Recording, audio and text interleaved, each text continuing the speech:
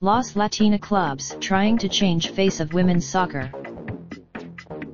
Los Angeles, it's a steamy Saturday morning in Norco, and the girls from downtown are flying.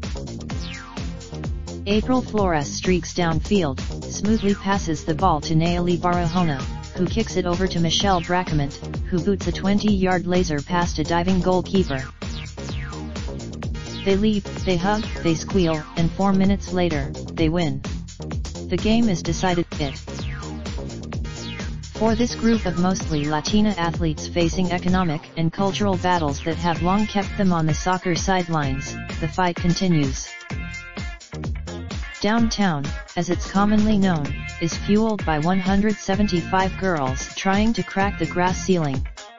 They are attempting to. During a victory speech in New York City last week, U.S. star Megan Rapinoe said, "We." Actually, they don't. The team had 5. No.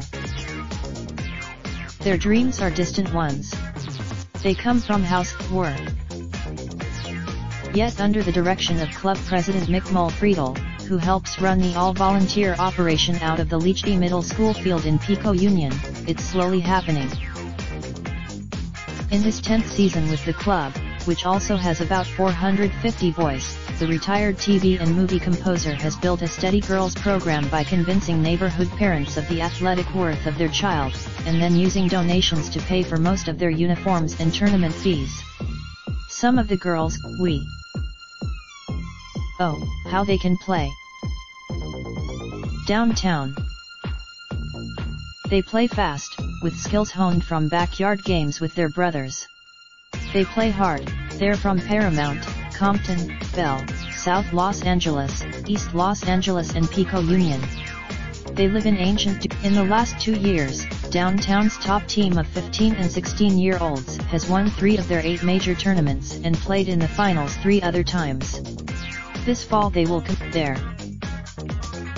The strength comes from their differences, ones that become apparent every time they step onto a pitch in the Orange County suburbs or Los Angeles beach communities while dressed in donated cleats.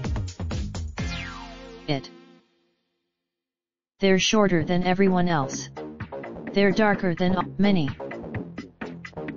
They respond, simply, by swarming and suffocating and eventually owning those fields.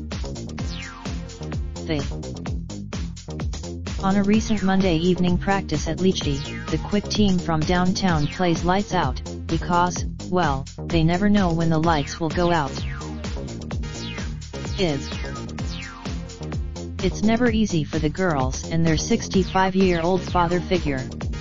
The difficulties, if he didn't drive them, they couldn't play. If he didn't buy their But the struggles are not confined to money. There is also the His players have been late to practice because they have to cook dinner for their brothers. His players have in. It was only by necessity that Mulfriedel began doling out those wings. He was born in Germany. That AYSO team, which practiced on the Leachby field, eventually became his first downtown club team, which eventually drew the Latino players from the neighborhood. Girls. That commitment has been passed down through siblings and neighbors and friends. Mulfriedel has Barahona, the team's top scorer, just showed up one day with her cousin. It was 6 years ago. Their parents now crowd the sideline for games. Like their children, The first team to graduate from his program placed 14 players in college, including 5 on scholarship. This current teen, according to the latest NCAA reports from 2017-2018, while 14% of the NCAA soccer players were Latino men, only 8% of female soccer players were Latino women. While 13% of the current U.S. men's national team that played in the Gold Cup is Latino, the percentage of Latinos on the women's championship team is 0. Growing up in Montebello, Moreno, 40, had to drive nearly an hour in traffic every day to the nearest strong club in Cerritos. She eventually, As the Leechty field empties after a recent practice, Malfriedel's work is just beginning.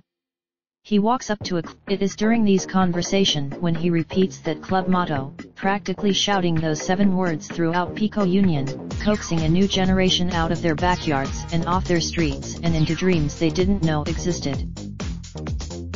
If Visit the Los Angeles Times @ Related slideshow best photos of the 2019 Women's World Cup provided by Iman.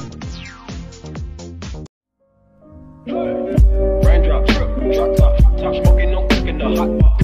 Fucking on your bitch, yeah, that. Looking up, open the park pot.